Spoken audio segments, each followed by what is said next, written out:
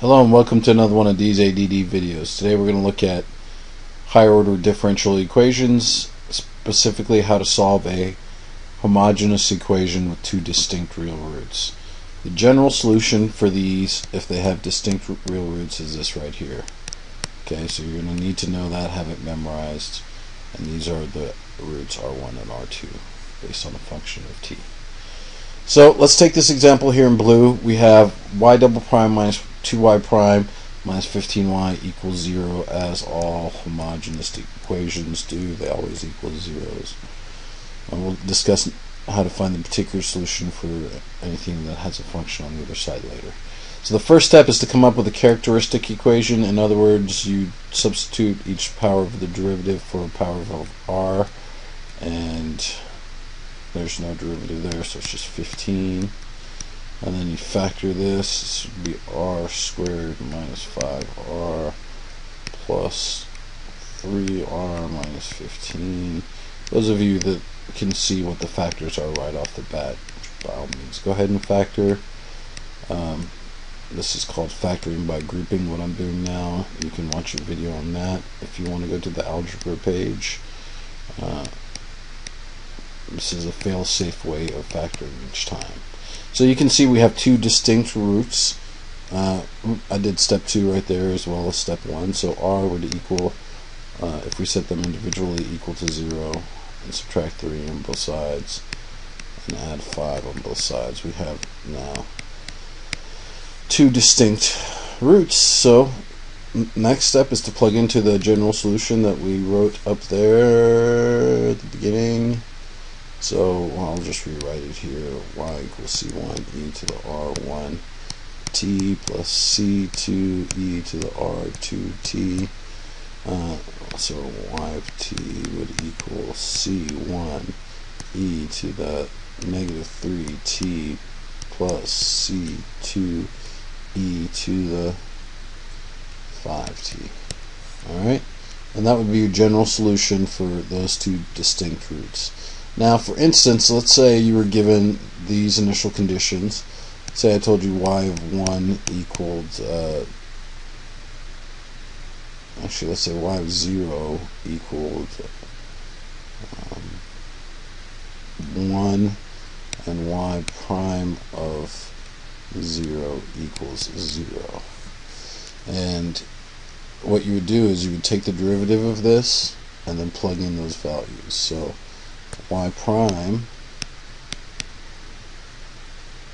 would be negative 3c1 e to the negative 3t.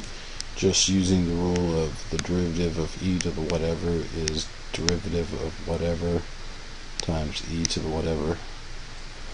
So plus 5c2 e to the 5t. And then if I did y of prime of 0 and set it equal to 0, I'd get negative 3c1 plus 5c2, because e to the 0 is 1.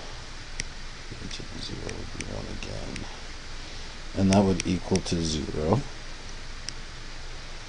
So we would have negative 3c1 plus 5c2 equals 0 is one equation. And then if we use the original equation in this initial condition, you would see that 1 equals c1 e to the 0t actually would be 1 again, and then that would be plus c2. Now we solve the system of equations. What I'm going to do is I'm going to add this 3c1 on both sides, and when I do so I get 5c2 equals 3c1, and then if I divide both sides by 5 or 3, doesn't matter, I get c2 equals 3/5 of c1. So if I plug that in here, I get 1 plus c1 plus 3/5 of c1, and I get a common denominator. In this case, the common denominator would be 5 over 5, and when I add them, I get 8 over 5 c1 which equals 1, and then I multiply by the reciprocal. All this is just basic algebra. If you need to refresh your memory, it's good to be humble in life and refresh your memory on things that we haven't done in a while, but hopefully as a differential equation student you've done plenty of algebra in your life. And as a result, your answer would be C1 is 5/8, and if C1 is 5/8, plug in here to get C2 would be 3/5 times 5/8, which cancels, gives us 3/8. So now we have found this particular solution of the general solution of the differential equation. Sorry. So y of t would then be 5/8 e to the negative 3t plus 3/8 e to the 5t. Alright, and that would be the particular solution to your homogeneous equation. Make sure you check out the other two videos that deal with homogeneous equations. There's going to be a repeated root one and a imaginary root. Alright? Hope things have been clarified a little bit. Practice, practice, practice. Thank you and have a nice day.